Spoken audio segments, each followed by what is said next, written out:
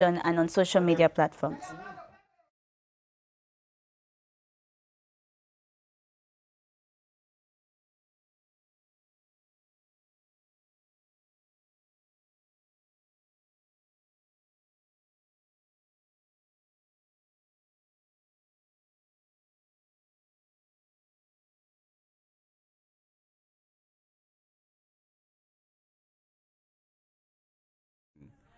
D'influence. Naturally, there is a permanent underlying third objective, the preservation of national unity, the reinforcement of national unity, without which nothing can be done. As regards Cameroonians, although some were against reunification, there was a clear proof that the majority wanted it. The result of the plebiscite of the 11th February 1961, for example, was so convincing that the opponents could do nothing about it. Quand les Camerounais sont unis et solidaires, rien ne peut les arrêter. When Cameroonians stand united in solidarity, nothing can stop them. Therefore, I'm saying it here solemnly. Nothing can stop Cameroon. Together, we shall overcome all the challenges and continue to forge ahead towards new victories. Ladies and gentlemen, welcome to the program. We have just listened to our prominent statesman, former President Amadou Ahidjo, former Prime Minister of the Federal Republic of Cameroon, Dr. John Foncha, His Excellency Paul Biya, the President of Cameroon. They have all underscored the importance of national unity as an ingredient in nation building.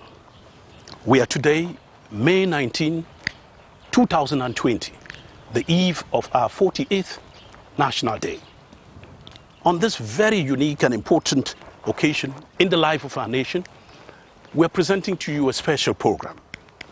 We will revisit the manner in which we as a people have used national unity, that glue that holds together any country, either to strengthen or weaken our cause of nation building. Stay with us as we explore the perspectives, realities, and expectations of Cameroonians as far as national unity is concerned. The theme of the program, Cameroon and its quest for national unity. We begin right away with a feature from Marie-Louise Cheka on how Cameroonians see national unity manifest itself in their daily lives.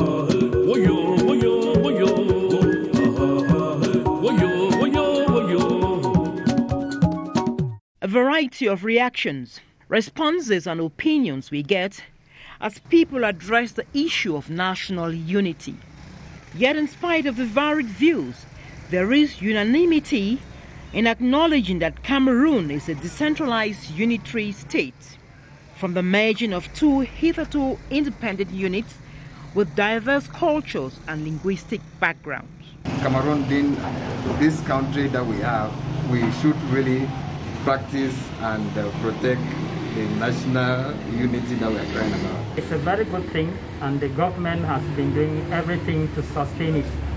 But for the past 4 years, that unity has been called to question, and I believe that it is very important for all stakeholders involved in the of this country to put their heads together so that they can redress the challenges that has befallen the two Anglophone regions for the past 4 years. National unity is a glue that binds and inspires the people wherever they find themselves in the country, irrespective of their area of origin. Yet this ideal that the country's constitution upholds is, according to some, work in progress. National unity, which should be a kind of binding force, which should bring people together, has rather ended up being perceived over the years as not having been well applied. And so you've had people nursing grievances here and there. Unfortunately, some sectors feel that they are not really integrated in that union. Unity being different things coming together, knowing fully well that unity is not conformity and unity is not identical. Then I'll look at national unity in Cameroon to be the coming together of that community of people who feel belong in that society, where they have a common history, a common language, and they associate with one another in a particular geographical location. Attaining more and consolidating that which was gained 48 years ago requires that all Cameroonians, the young and the old alike, make conscious efforts to embrace the other as one people of one nation. I see that bilingualism is actually on the run. It's not even just moving now. Many people, even old people whom you knew will never learn the language, are struggling to speak now in English. That's the first thing. But what we need in this country is goodwill, just goodwill.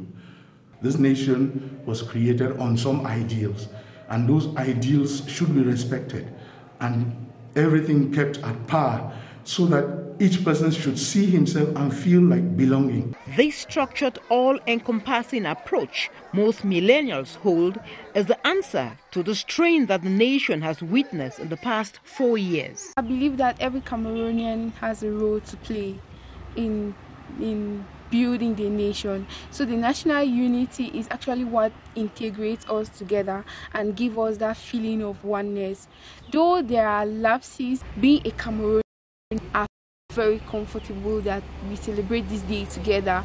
And in my day-to-day life, I believe that us as youth have our roles to play. And when you start playing this role as a youth to develop your country, you start feeling like you are in unity. Understanding that the benefits are for all and appreciating the uniqueness of Cameroon's path to its present state, from independence to reunification and to a unitary and now decentralized state, will make of this nation, Cameroon, our pride.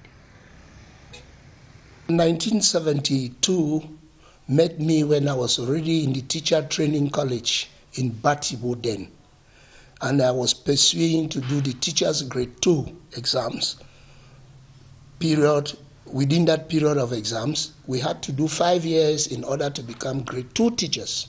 Not unlike today, that people even take just 9 months to become grade 1 teachers. Then, when we got news of reunification, that was around 1972, 20th of May, we were spellbound. Everybody went mad along the route, thinking that we were going to harvest but apple throughout our lives, not knowing that the situation was changing. Just like we saw only one star on a flag that had 2, we started questioning, is this country meant only for one particular region or for a federated state, which is one? We were having federalism with who? Who has united us? I happen to have been in Boya, especially working in Radio Boya, as it was called at the time. And we had moved a short journey from 1961 after unification to 1972, barely 11 years into unification. It was a big surprise that things were changing so soon, that soon. We were wondering whether the ground had been sufficiently prepared to get the people accommodate the changes. There was also a lot of talk in town, in Boya, in Anglophone Cameroon at that time, because Boya still was the Anglophone capital at the time. And so people were taken aback as a matter of principle that things had to move that fast from one political situation into another one after just barely a few years of experimentation. So the mood was surprise, actually. Everybody was, because they did not know what they were expecting. They had not lived any experience, and they had nothing to look back to in order to give them a hope for the future. So I would like to say that it was more or less quite surprising. People were very expectant, confused, so to say. First were those who understand the why and how of governance and would have understood what it would mean to drift from a federal system where Anglo-Saxons were to manage their own businesses, culturally at least, to a system where they were going to build synergy in a group that was larger than that. So many of them felt so disturbed. I was particularly not comfortable with that innovation and that evolution in our political history. Then on the side of those who will always go for their bread, and in modern democracies you cannot go without that, they were hoping that a central government will save money from running the 4 assemblies or so and make sure that they concentrate on the well-being of civilians and also civil servants. That was their prayer. I say this because before that date, the police who belonged to the presidency, they have always belonged to the presidency, were receiving better salaries than other Cameroonians from West Cameroon on this side of the Mungo. So there was excitement about that. I also understand that the federal government used to, quote unquote, make up money for the budget of West Cameroon, because when you collect money from Eddie now and from Victoria, and then you send it to the central treasury, and then later on you send that money in the name of making up the budget, it becomes another matter. So what I'm trying to say is that that moment was a solemn moment. I know we have been in a system of fear, and when there is fear, there is some frustration. And when there's frustration and you are faced by the gendarmes and the army and people who have the status to lord it over you, you stay quiet. It is necessary to say that in those days, some people had big names, and these big names were enough to dampen the spirit of people who were willing to fight. When in those days you hear a name like Mona, Fonja, Ndeli, you would not want to put up a question anymore. And they had also introduced us to a system where during party meetings or even development meetings, you had to give your name before talking, and in most cases, the person chairing the meeting will ask you, are you for or against? Who stands up to talk, talking for or against? So the mood at that time was a mood of frustration for those who knew, and of course some enthusiasm and excitement by those who did not know. Now it is becoming more and more perceptible. Before the past 20 years, it was just maybe a nightmare, but today it's a reality. All my children have been sent to English teaching schools in Yaoundé. So I think this is one of the testimony I can give you to see that we are believing in national unity. I have too many friends on both sides of Anglophone zone or in the Francophone zone. My region of origin is West region and the division of Opa Plateau, and my village is Baham. I've got married in Chang in the Menoa division, and since 1985 I'm here in Yaoundé. Today I have 6 children, 4 boys from my husband and me, and 2 adopted twins, girls from Hawaii. The mother gave birth to them at Hawaii, at Eilat, and she died. I'm the one who adopted those twins. And you see, the national unity, the national integration is all about in this house. I've been leading national unity on a daily basis for so many years. When I was in secondary school, that was before independence, I was fortunate to go to CPC Bali, because then we had exchanges between Libamba Presbyterian School and CPC Bali. That was my first contact with what was then southern Cameroon, because it was before independence.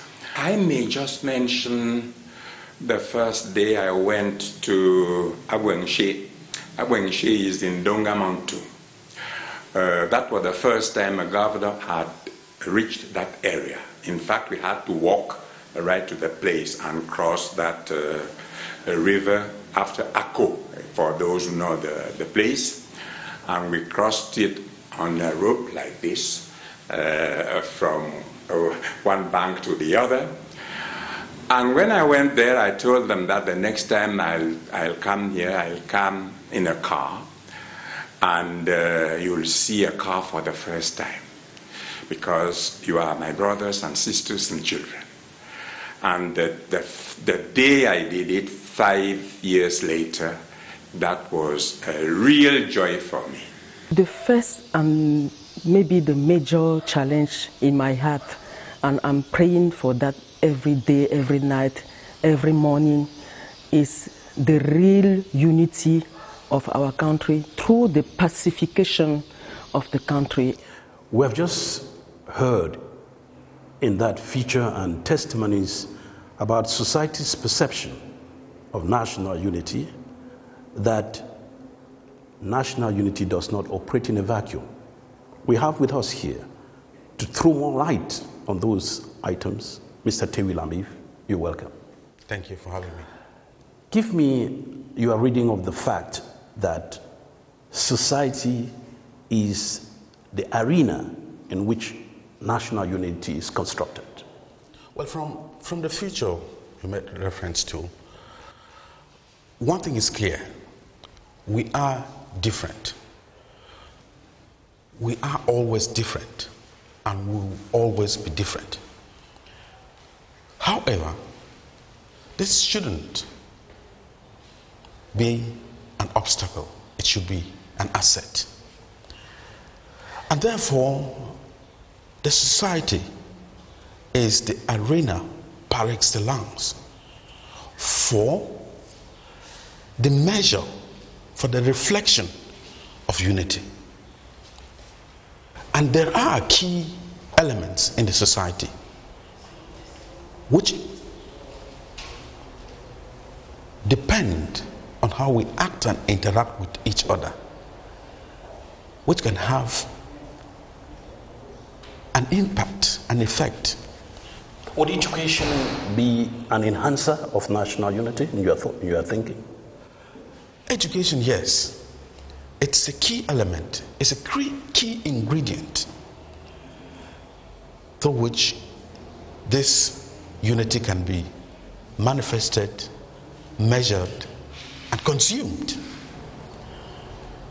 Education, in terms of the formal education, and terms of the formal education will make reference to the way it is structured and what it carries. Because there are differences that must be reflected in any educational system, and trying to disseminate, to dissolve these specificities in terms of education may not augur well for unity. Let's move from education to our cultures, so diversified. Do they help us in our quest for national unity? Can they be a hindrance to our effort at achieving national unity? It's a double-edged sword. Because there are many things that come into culture. And we tend to neglect these aspects and lay emphasis, not saying some of the things on another, saying that cultural aspects that we have been laying emphasis in as a people are aspects that you would anywhere. We lay emphasis on intertribal, interethnic, intermarriages. Of course, you can marry anybody from any part of the world. We lay emphasis on what we eat. Of course, it's a matter of taste. You can eat what you want. We lay emphasis on music. You can listen to any music. You can listen to classical music. It doesn't matter whether you're Cameroonian or German. Those are universal values. But for cultural values to have the meaning, it must be those cultural aspects that are specific to our context. Some of them are inherited, they're in it. Some of them we borrow. Let's pin it down to something very practical. When I listen to your discourse, I begin to think that our national languages, which tend to occupy a rather peripheral position in our effort at building unity, is instead detrimental to us. What do you think about that? Our national languages, no matter how many they are, instead of being used, should be considered as an asset. Diversity, it's always said, is an asset. When you have a multitude of languages, it should not be seen as things that put us apart, but rather bring us together. Walk us through your thinking about the challenges to national unity from a society's perspective. Well, let me borrow from Mahatma Gandhi, the famous Mahatma Gandhi, who said, unity, for it to be real, must go through the severest strains. That may sound paradoxical. It's mentioning the tests. The tests that we need, that the obstacles, the difficulties. Okay?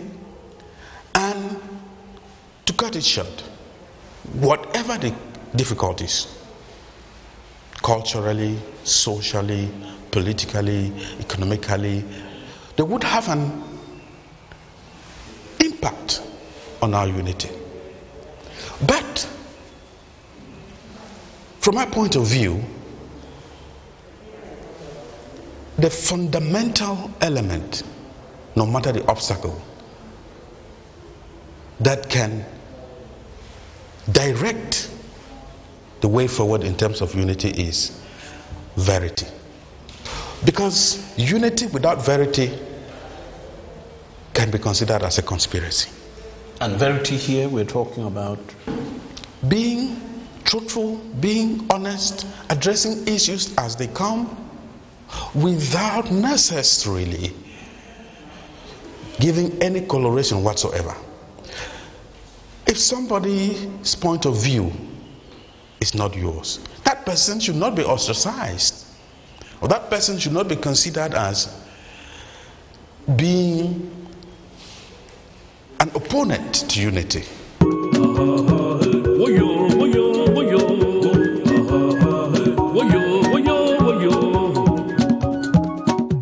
It is often said that Cameroonians are sports-loving people, given this country's reputation as a sports heavyweight across the African continent. Apart from the excitement triggered by victory, sports has played a key role in social cohesion, as we hear in this report by Emmanuel.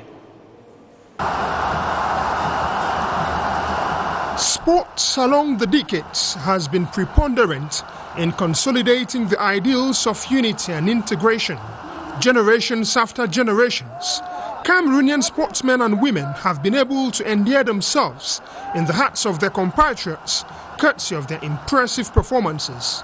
The razzmatazz that comes with clinching continental or global silverware has been key in cementing the cracks, hitherto caused by differing socio-political ideologies and tribalism. This is an undeniable fact. Sport is a unifying factor. You meet people from diverse regions, so we have to come together as one. Our team is comprised of players having different backgrounds. We just come to form one, and if you look very well in our group, we hardly have disputes, quarrels. So the first message I would like to give out to the others, or which they can learn, is the fact that while defending national colors or while in a country, you need to be patriotic. A true representation of the nation's cultural groups, Cameroon's sportsmen and women have been source of peace and hope amidst socio-political and economic hardships. From boxing to athletics, handball and football, cutting across all disciplines, sports has been able to garner the attention of Cameroonians in times of joy, just like in periods of tribulations. Before leaving Cameroon, we thought we're not going to do anything, positive. When we arrived in Italy, in fact, we saw the other teams train, and then we saw the way we were training, and then we said no, but we can also do something. So we kept on working, and then in fact we did so well. Cameroon's most recent displays of togetherness have come as a spin-off of the women's volleyball team reigning supreme on the continent and denting the world order, or when mercurial track and field star Françoise Mbango won gold medals at the 2004 and 2008 Olympics, establishing an Olympic record in triple jump in 2008. Africa Cup of Nations triumphs or honorable World Cup participations by the men and women's teams have also been key in magnifying the power of sports as a tool for federation. In 1990, the introduction of multi-party politics sparked a change of paradigm, ushering simmering violence and civil disobedience. But a historic quarterfinal sport in just their second participation in the World Cup by the Indomitable Lions changed the narrative.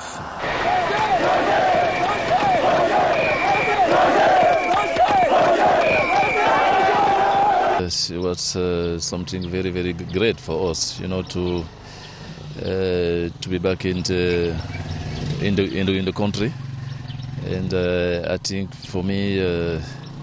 We try and we do what I think another country done before, and here in Cameroon I think everybody was very, very happy, and I think things was going in the right way. What we done, it was everybody was very, very happy and forget about everything. Just like in 1990, the Indomitable Lions' fifth continental conquest at the 2017 Africa Cup of Nations in Gabon was greeted with nationwide excitement.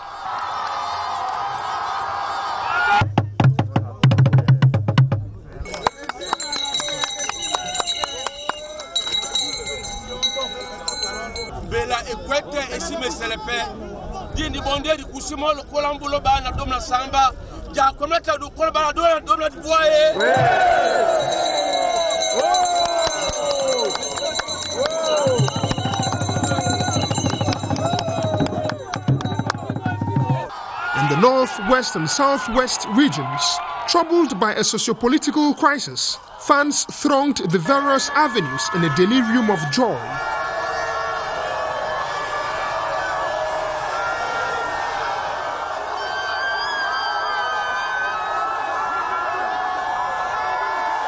Rangers are happy. Oh, yeah. We are very happy. And even bitter, long-lasting political rivalries were relegated to the rear for a common cause. Each sporting domination has very often been embraced with recognition from the country's top executive, emphasizing the paradigm-changing role that sports has in fostering social cohesion and keeping the Cameroonian society united. It sends a vibe of a lot of emotions, first of all, because you're playing for your home country. It's like you're a soldier and then you are defending the colors of your nation.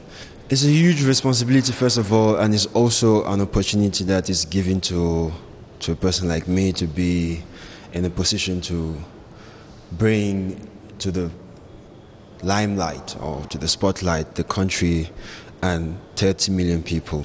Every time you step on the court, then you know that you have your home crowd fueling you with energy and mental strength. It always helps in a game.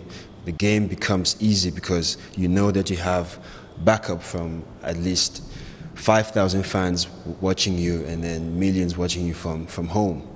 When we come to camp, there is no difference between where you come from. It is just brother to brother kind of relationship. You just play the ball. You just play the ball with your brother. If it's from the north, he's your brother. If it's from the south, he's your brother. If it's from the east, he's your brother. So it's just kind of a feeling of fraternity that is always in the lion's den. When you are in sports, you meet people from all over the country. It's always mix up of people. We don't even mind where you are coming from. And it's the same thing in the national team. From Anglophone, Francophone, Betis, Douala. So it's a melting pot and we are happy to live together. So when it comes to togetherness, I think the national team and or sport in general is the best example we can have in Cameroon. You know you have to perform well, not even for you, but for the flag. You just are like a soldier going to the war, yeah. And somebody told me that we are the real soldier because we are going to the war wearing the green, red, yellow. You feel it when you sing the national anthem.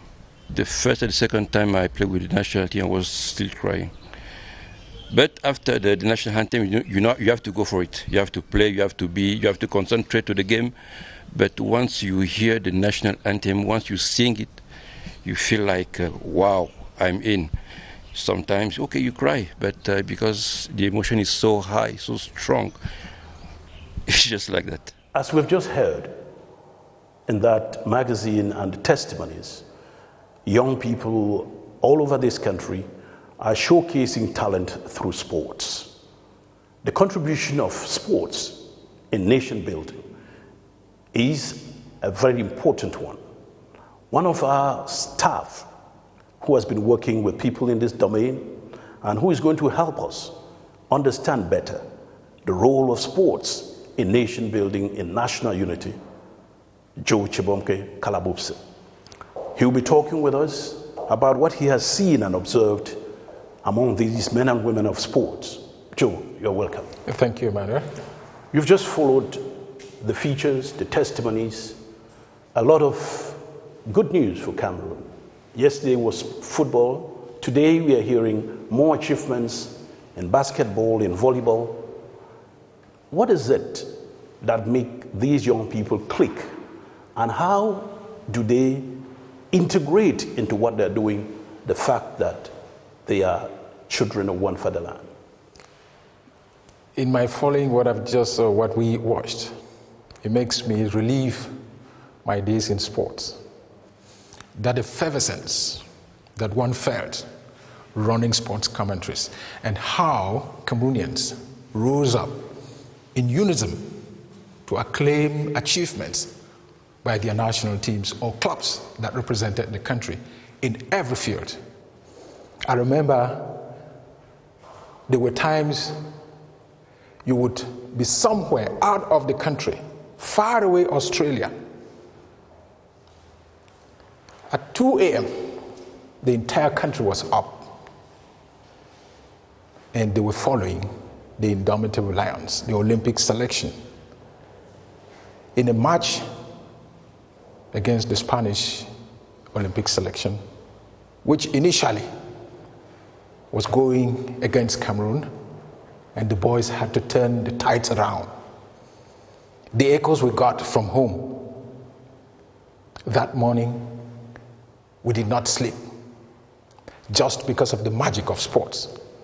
And like you said earlier on, if there is anything that brings Cameroonians together, it's sports.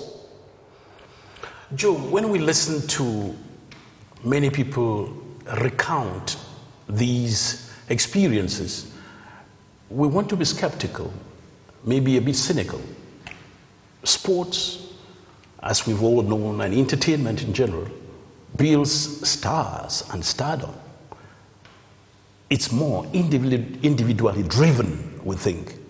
Where is the part of unity in all of this? We think that each and everyone is trying to shine as the star in the sky. That's very true. Yeah. But one thing about sports is that it has become an opium or a religion with the stars attaining priesthood to those who follow that religion. And that's where the magic is. Cameroonians from north, south, east, and west identify with the stars that bring the glory to the country, irrespective of their tribe or origins. What they want and what they admire is that stardom and the common belonging to the nation. That's why even the youth themselves, the actors in the field, know that they are dying for fatherland.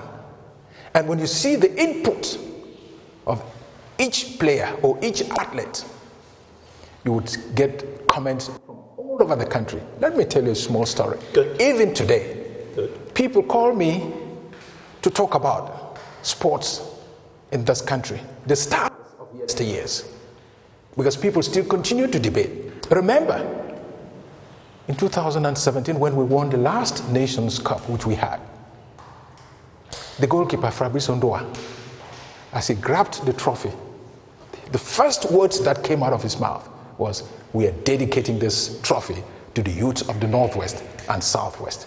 Cameroon was already in problems, but the youth who were playing as actors knew their brothers and sisters in the Northwest share in this glory, but they don't have the opportunity as in the past because of the socio-political problems. And that's where sports has its magic, where the stars, you don't look at where somebody comes from, what he's doing, but the performance for the glory and glamour of fatherland. And that's why everybody identifies. And like you said at the beginning, when you watch a volleyball match, when you're watching a football match, and you see them acclaim, you don't know who is an Anglophone, who is from the south, who is from the north, who is from the west, but you see Cameroonians cheering for their stars. For a long time, Joe, it looked like this was glory with a tint of sex to it. It was only the men. But the women seem to be taking up seriously and bringing in a new crop of followers in this big religion of sport. You see, it's because of the fact that feminine football and feminine sports generally was neglected to an extent. And we remember that apart from handball and basketball to a lesser degree, or volleyball, the women were not very present in terms of the sporting arena. But remember what happened in Canada a couple of years back, and the Nations Cup which we hosted. Nganamut, Njoya, and the rest, Ajara, you see the women, the past 2 or 3 years, they have been more in the limelight than the men, because they have brought that glamour, that success in sports which Cameroonians crave for. And you can see even individual sports. Françoise Bango, remember the year she got the Olympic gold medal and how she carried the flag and ran along And how the flag of Cameroon. Of course, and how Cameroonians celebrated her achievements. Till this day, she remains an icon. If Roger Miller is in football, we can say Mbango is in the athletic world what Roger Miller is in the football world. Let's come back to moments in sports which are very unique. For those of us who sit in front of our television sets to watch sports, when we follow the moments when we have the national anthems being played, we seem to have a feeling that there is something deep inside each of the players that's going on, whether it's handball, whether it's football, whether it's volleyball. The proximity we have had with these people, what is it that is really happening at that moment? It is that unique sense of belonging, the desire to die for fatherland, and the ability to perform your best because you are representing not only yourself, but you're representing a whole nation. They would tell you we developed goose skin. I remember you talked about unique moments. In 1990, when the Lions were playing, the success of the Indomitable Lions turned things around. We forgot a little bit about politics and all turned our attention to Italy and savored the success of our national team like one man. And after, when they had come out, we came back to our usual things we know how to do best. That's our politicking. You talked about unique moments. We've had occasions in the country where sports have turned things around for us. And that's why sports remains unique. And if there's anything where we find common grounds, it is in sports and the achievements of the stars that we reverence. Finally, to close, give me your take as we proceed in our effort of nation building, as we bring in, expose more young people to different arenas in sports.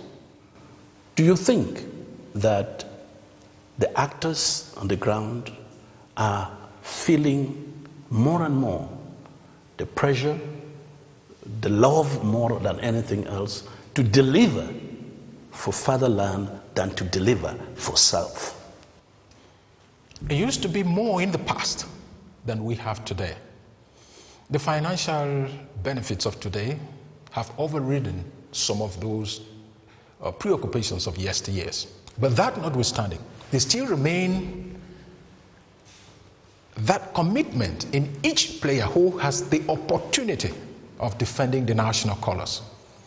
Even if you're going for the money, you know that you have to perform to be able to merit that. Because there is a saying which we used to have in our days, I'm sure it still continues, that amongst the 22 million Cameroonians we have, almost all are coaches in every sporting domain. And so they would analyze and pinpoint the errors and the lapses and the omissions and so on which players did not have or had on the field. To the extent that wherever you are in the neighborhoods, you would see them comment about a major event. I think that the players of today still have that zeal of defending fatherland. All we need is for the federation authorities to intensify talent detection and then selection and then training, because you get them at very early ages thanks to the President of the Republic. The academies, football academy is already on. I think in the next couple of years, we would see Cameroon come back to the moment of glory and glamour, not only in football, but in other sporting disciplines, because they are picking and choosing from the very young children who will be able to build the talents of tomorrow. It's been my pleasure talking to you, Joe. Thank you so much. Happy National Day. Happy National Day, sir.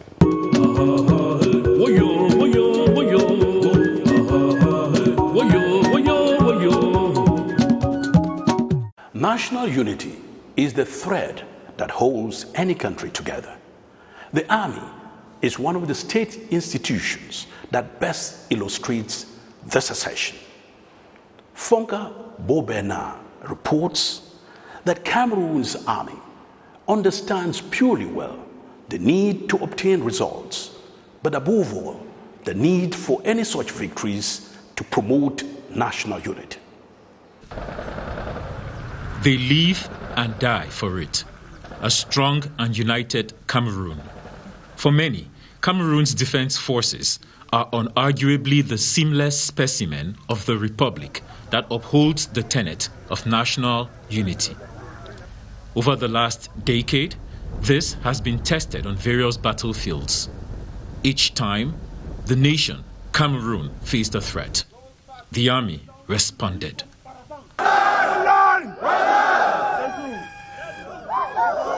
Sometimes paying the ultimate price to sustain it. There have been bad and good days. They have counted their losses, but never faltered in the preservation of the state. From military academy, these men and women are introduced to the fundamental principle of unity of effort, a principle cherished by armies across the world as the product of successful unified action. You must know it. It is this principle that glues purpose and effort to give more efficient, timely, and low casualty operations. It is for this reason that from their initial contact with training centers, the young men and women who make up the military are taught to ignore their differences and act in the best interest of the group. A concept that becomes part of their DNA is more than a slogan. Very depends on it. We spent the last along the northeastern Nigeria border. In the face of such a threat, which killed over 3,000, only discipline and professionalism and the support of civilians could yield results. Nous savons que la politique de défense du Cameroun est basée sur le concept défense populaire. Everything is okay now. We invite everybody to come to visit us here in Waza because we will be happy to see all our brothers from northwest, from southwest, from west, everywhere. Over the last 4 years, the army has demonstrated similar union in responding to separatist threats in the northwest and southwest regions of Cameroon, an equally lethal conflict that has displaced over 600,000 and made some 51,000 refugees. None of this would be successful without the sympathy of the civilians. We expect those populations to trust us because we're out there. Our whole reason to be there is for their well-being, and that's the message we like to convey to those populations. By the way we behave, by the way we interact with them, and also by the way we conduct on a daily basis the missions we are being assigned. It is for this reason that the military greatly values its partnership with the people it protects. Education in conflict zones, free health campaigns, and various humanitarian actions all point to such solidarity. The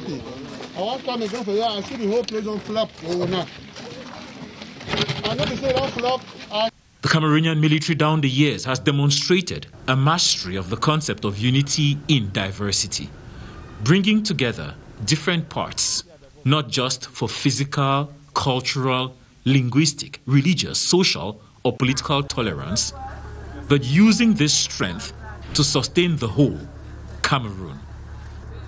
The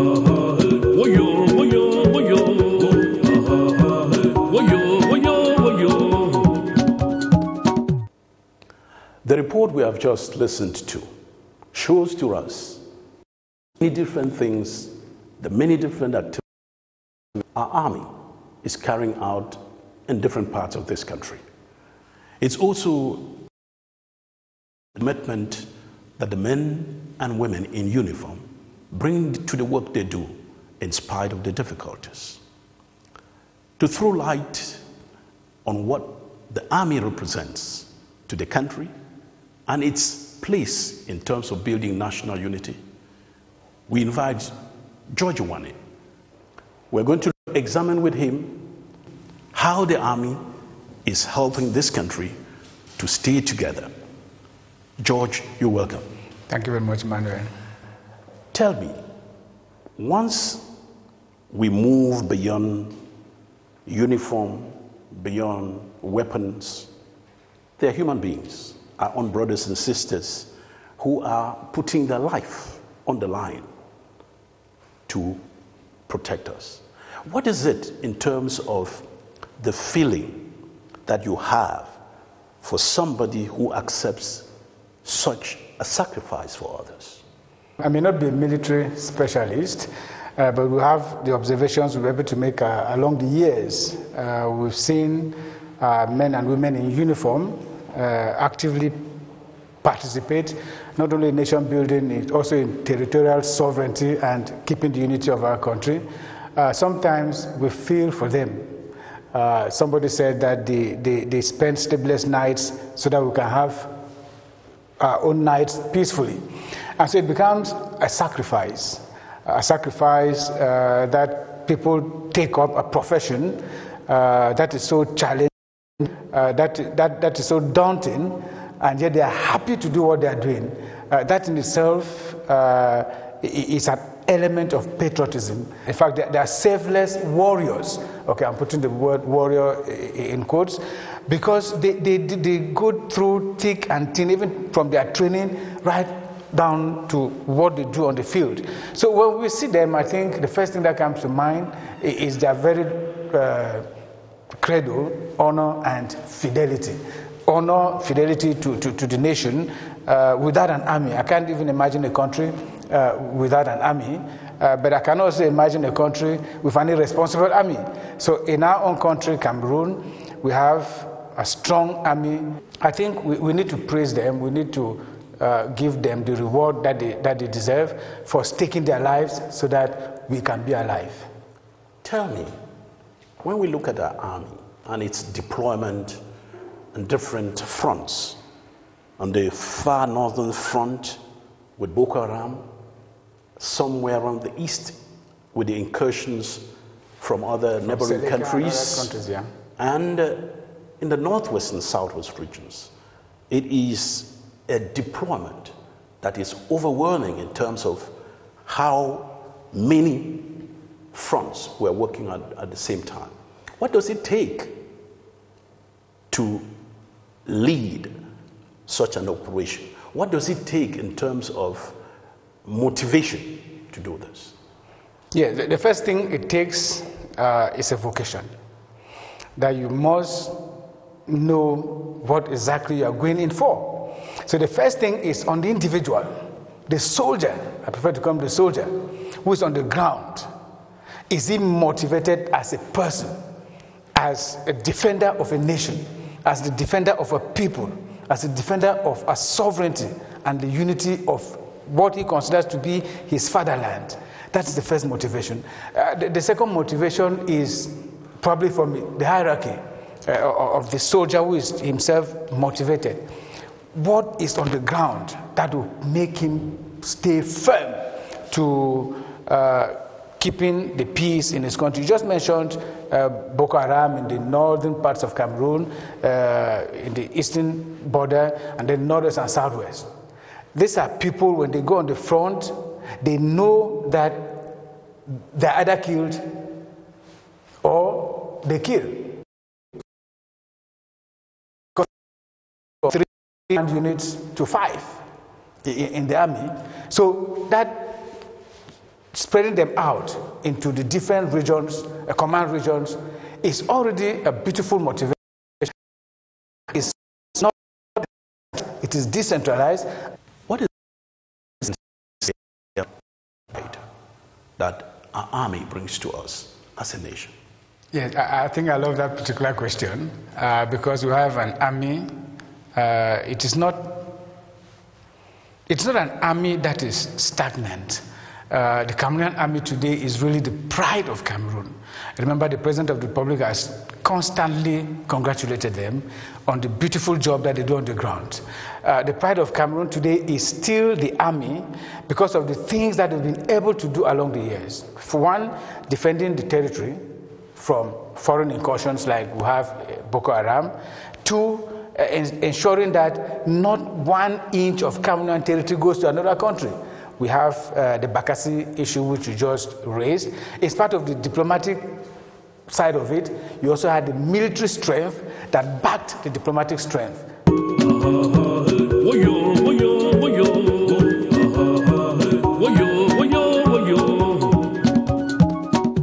Youths across the country are appreciative of government's effort in the promotion of national unity. Nevertheless, there is a growing feeling among young people that the implementation of key policies geared towards youth development are rather timid. Henry McCauley reports. They are young, they never lived the experience of 1972 when the unity of the country was being sealed. They are the youths. Many believe that because they didn't live the 1972 moment, they have very little or nothing to say when it comes to national unity.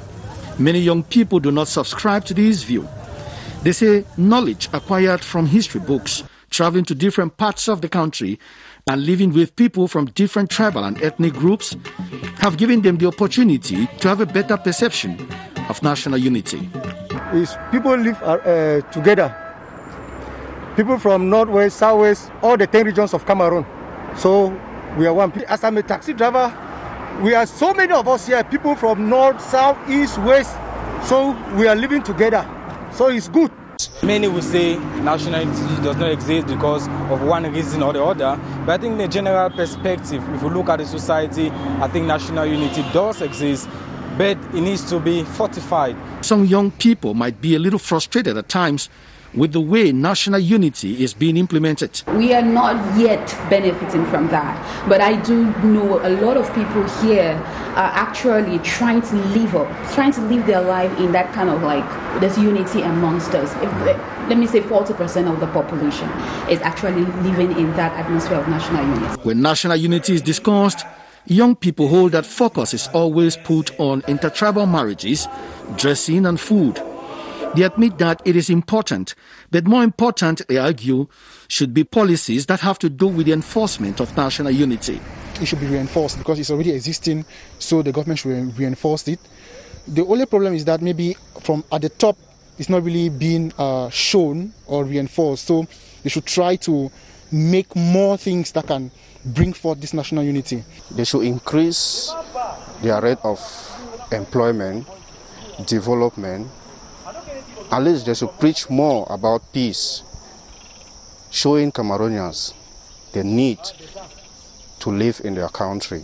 I pray that government should implement it so that we should go higher, so that everything should be okay, so that we live together in peace and unity.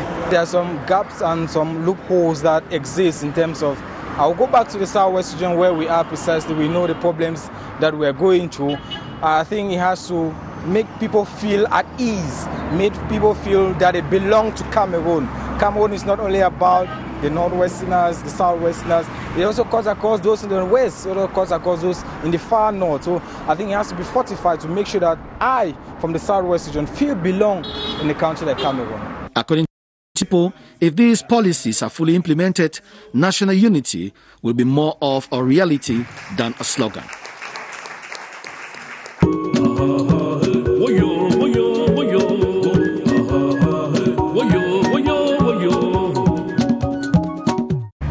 your perception of national unity? In Cameroon, I think the idea of national unity has really been contested by many, especially looking with the crisis in the northwest and the southwest and other political crises which have been rocking the countries in the past few years.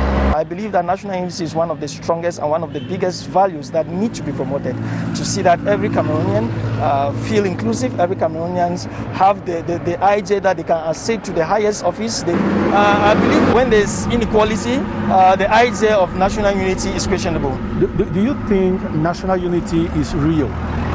I think it is real and also a myth at the same time. It is both. And it is real because, yes, we can say that as Cameroonians, we live under the same banner, we live under the same logo and the same government. But in reality, many Cameroonians still struggle and many Cameroonians still see that there is disparity within the society. And when there is disparity within the society, there is a lot of questions which are right. So I believe that the aspect of promoting equity is very, very, very, very important. How do you live national unity on a daily basis as an individual? It's challenging, but at one point in time, you have to understand that taking every Cameroonian as a brother, just like the Bible says, love one another, regardless of maybe their language, regardless of maybe where they are coming from, be it north, east or west. If you see every Cameroonian as one and see them as a brother, then I believe you're going to be very happy, and the aspect of resentment within your heart will not be there. What is your perception of national unity? It's quite very difficult to attain national unity, especially looking at my country, Cameroon, but it's not impossible. The word itself says impossible. But for that, we have to have a lot of cooperation, a lot of collaboration, mutual respect. We have to relegate tribalism. We have to do a lot of egocentrism has to go to the background. But like I said before, it's not impossible. It's difficult now because we have a lot of these issues playing in the minds of people. How do you live national unity? Well, like I said, firstly, mutual respect to every person. There's no BT, there's no Saw, there's no Bakuri, there's no Bang. We're just humans who are living in one land, and we have, let's say, common goals. We have norms, we have values, and that's it. So I just have to relate. I relate with people like that. The country will be celebrating its National Day. Through that, the National Day, there will be no celebration. Let us say commemorating the National Day. What are your expectations? Well, I'm expecting every Cameroonian to sit back and ask themselves the question, is this where we wanted to be? Or is this where we want is this the land we want our kids to grow in and live in and enjoy? I want everyone to sit back and reflect. Ask yourselves very, very important questions. Cameroon as a nation has been on the path of building a nation state of so many cultures. You have the Anglophone and the Francophone culture. You have tribes, over 200 tribes. You have geographical divisions. Some are in the forested areas, some are in the savannas. So you have all these groups. You have religious groups. So we are now forging all this diversity into a nation. The main core is the unity of the heart, that we all belong to the same nation state. One last question. Yeah. What advice will you give to young men in relation to their expectations, in relation to their hopes? I praise their dynamism because the commitment which they give into state affairs shows that if they carry out that commitment ahead, they are going to be a force in national issues. Let's use their participation, their eagerness, and consolidate it and see how this can be tapped out so that we use such energies to forge ahead national unity, and later on in future, when they take over, they would have had enough experience through the process to be able to build the institutions which will support the unity of the nation.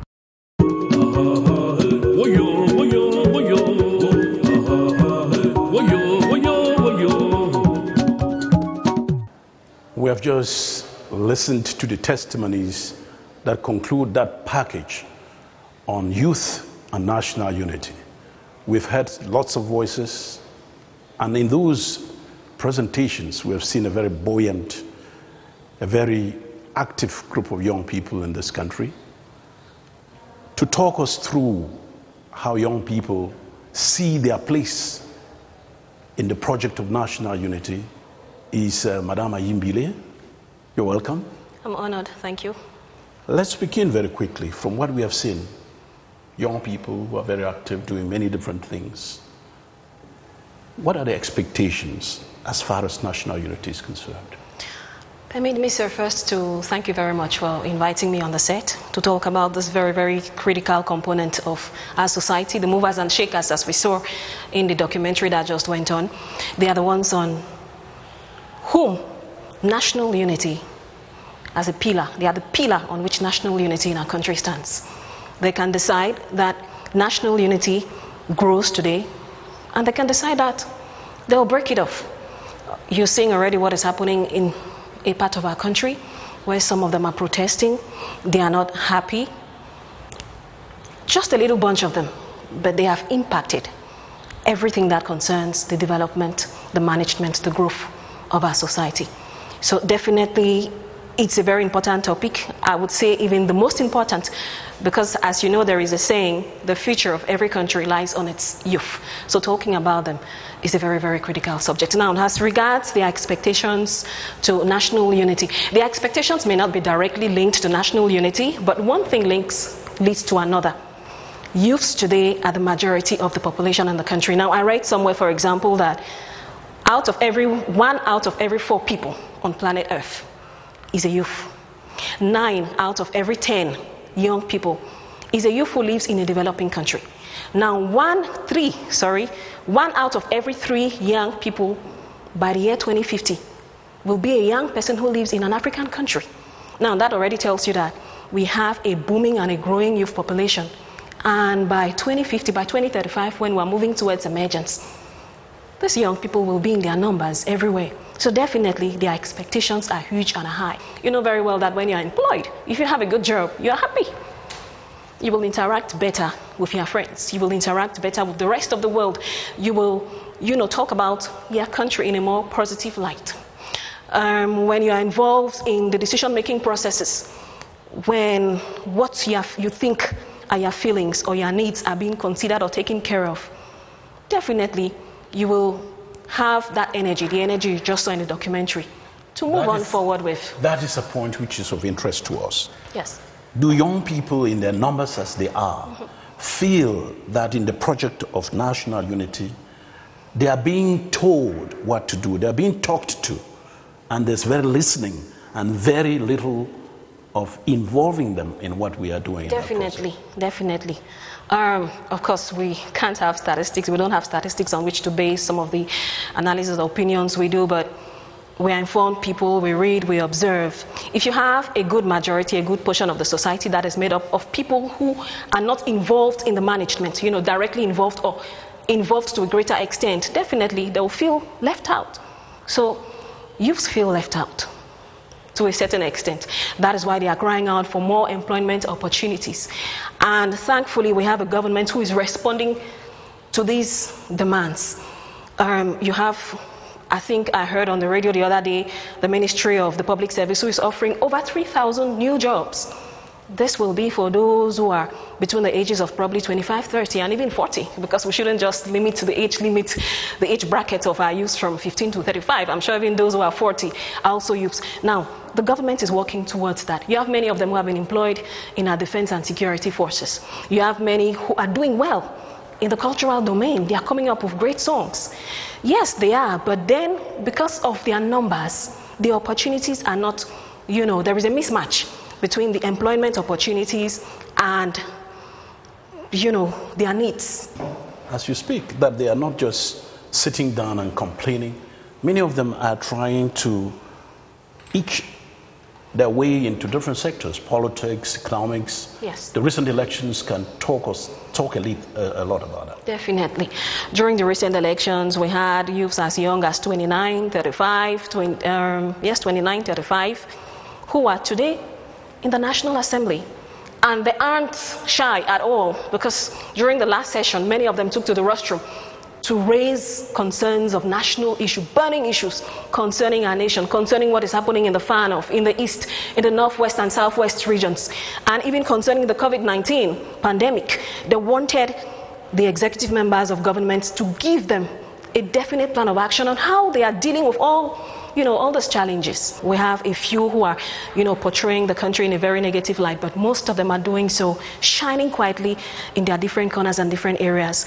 And we pray that they keep on shining, and this light will be the light that will, definitely shine on the hill.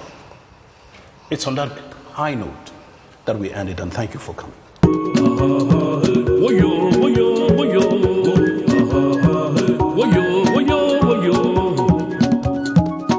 Ladies and gentlemen, our special guest on this program is Professor Emmanuel Pondi, professor, international relations, and a prolific writer on African and Cameroonian affairs. His being here with us today is testimony of the interest he takes in topical issues of interest to Cameroon. Prof, you're most welcome. Thank you very much. Thank you. We begin right away, Prof. Sure. We're going to celebrate May 20 without the usual fanfare. What thoughts? I think it's not a bad situation. It will allow us to think more about ourselves, to be more introspective, and see how we can better relate to each other, probably, than if it was the normal, usual conditions. Prof, we're talking about national unity, and there are many different conceptions and misconceptions out there. For instance, some people think national unity is the task, is the duty of the government. Well, I think it's not quite correct to portray things under that light. National unity in a country, in my view, is a shared responsibility. The government and state officials, of course, take the lead. They would stimulate, they would implement, they would propose, they will decide. But I think that the people, the population, the citizens should do their part, which is to work with each other, to suggest, produce a state of togetherness, which is essential for the top and the population to work together. Prof, let's bring this back to the case of Cameroon. Yes. Many people who have participated in this program, which we are doing, seem to have it very clear. There's clarity about the importance of national unity. Why is it that something that seems so obvious to everybody is so difficult to apply in everyday life? We should be very wary of what appears to be simple, because at the end it is not as simple as it may seem.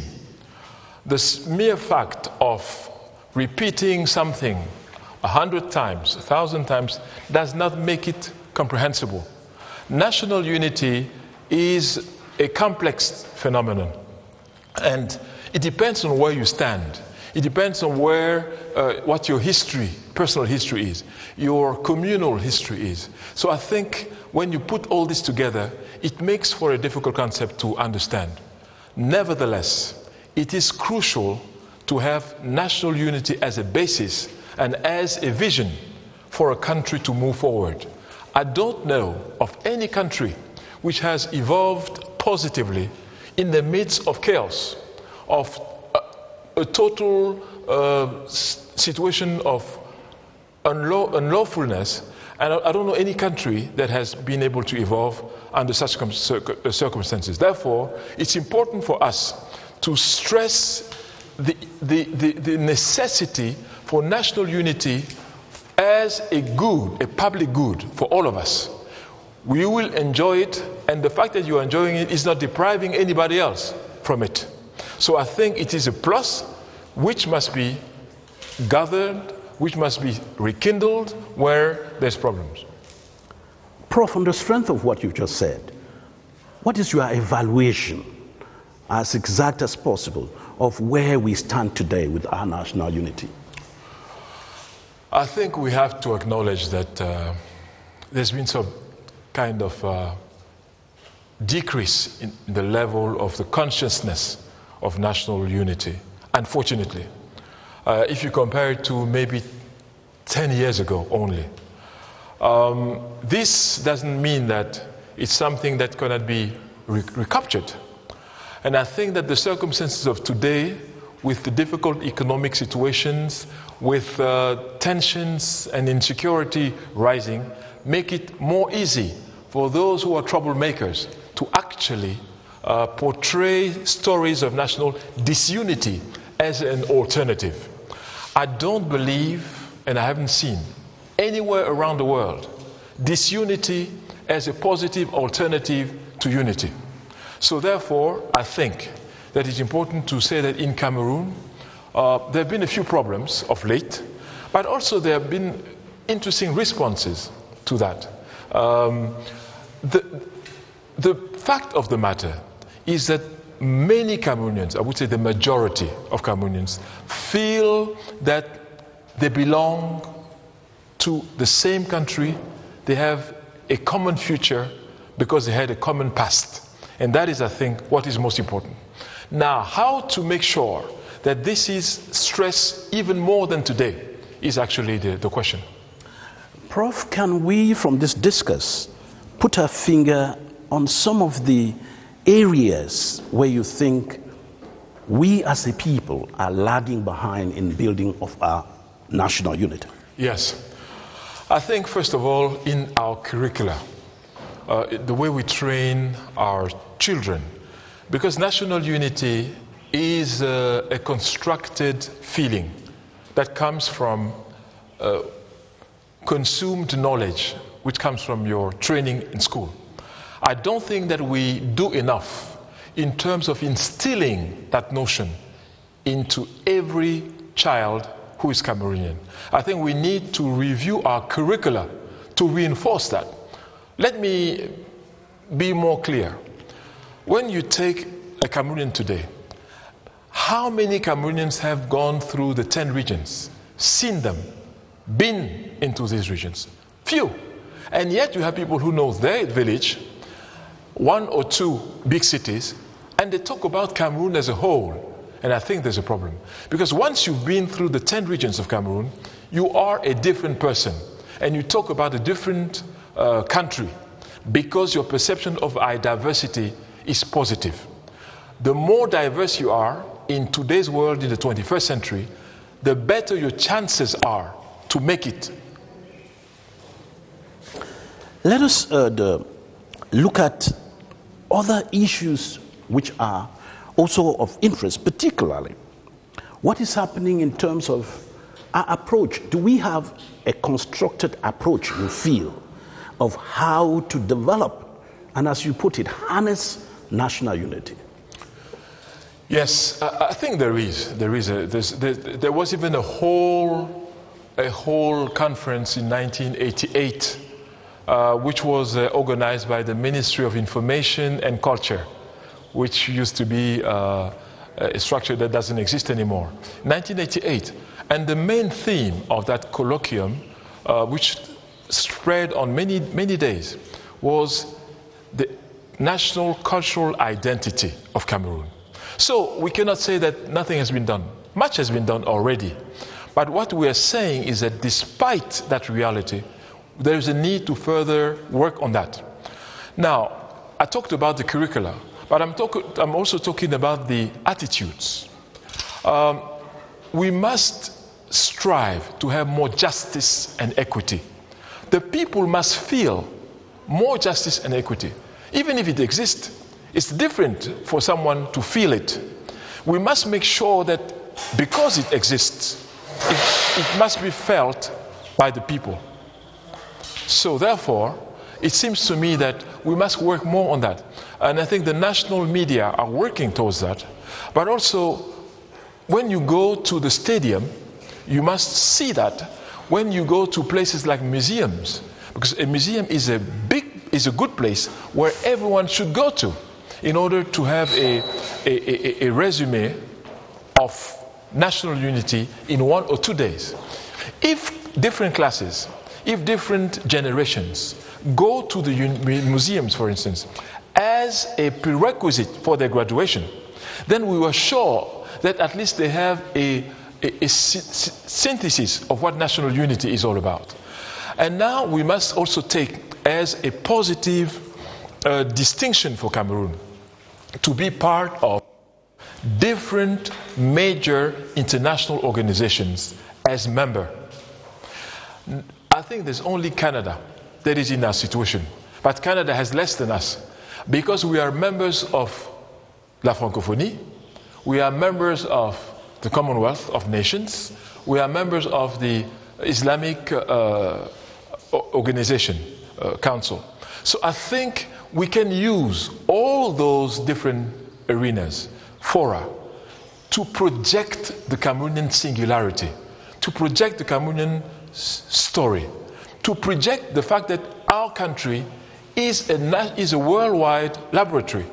Because to see how diversity can be synthesized into harmony, to have a melody that actually brings in good and harmonious sounds. This is true for Cameroon more than any other country because our history is also unique. Finally, Prof, as a closing statement, at this point in time, what would be a wish for Cameroon as far as national unity is concerned? It would be for Cameroonians not to externalize the idea that national unity is somebody else's responsibility. No. It is a responsibility of each individual taken as a person first, then as a family, then as a region, and finally as a nation. If you don't have unity within your own family, you cannot transmit what you don't have.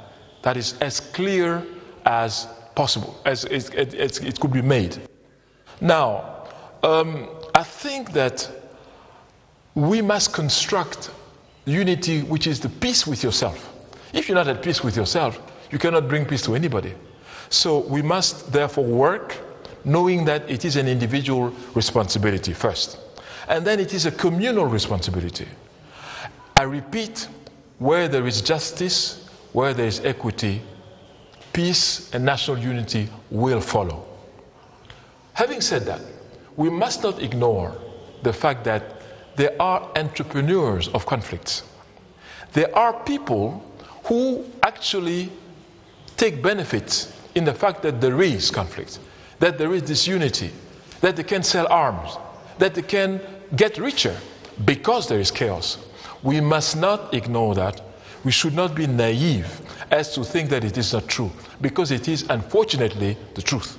But the question is, who will gain? It's not the majority of the population. It is a tiny minority of conflict entrepreneurs who will gain from it. And once again, when you look at Africa, you see that the majority of the population was not aware in Libya that they were going into chaos from 20th of October 2011. They were number one in terms of economics, in terms of social amenities and everything. Today they are far below. But they did not know it. I think that what has happened in Libya should not happen in any other country of Africa, especially not in Cameroon. We must be aware of our part in working towards African unity, towards national unity.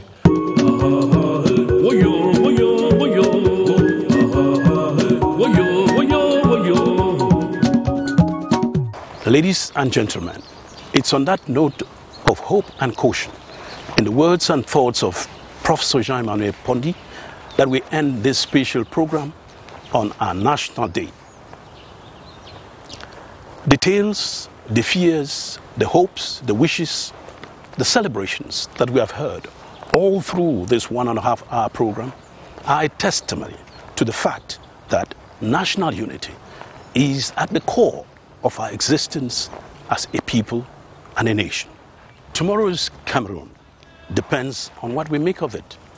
For as we are reminded, national unity is a permanent construct with no deadline, come which we can proudly say the task is over. In fact, national unity is built, national unity is harnessed, national unity is nurtured every day, because it is in the events, times and circumstances that the hurdles that test it are hidden. And finally, national unity is every citizen's duty. Unity, as the word indicates, is the putting together of many parts.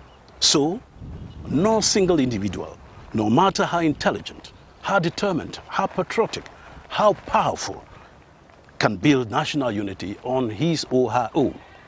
It is not decreed, nor can it be imposed. It is a continuous process of ensuring that every Cameroonian, wherever he or she stands or sits, feels so strongly part of the nation that he or she effortlessly and wholeheartedly behaves towards his fellow Cameroonian as if he or she were his keeper. Ending where it all started, with the title of this program, Cameroon Symphony. We leave each and every one of you with this invitation.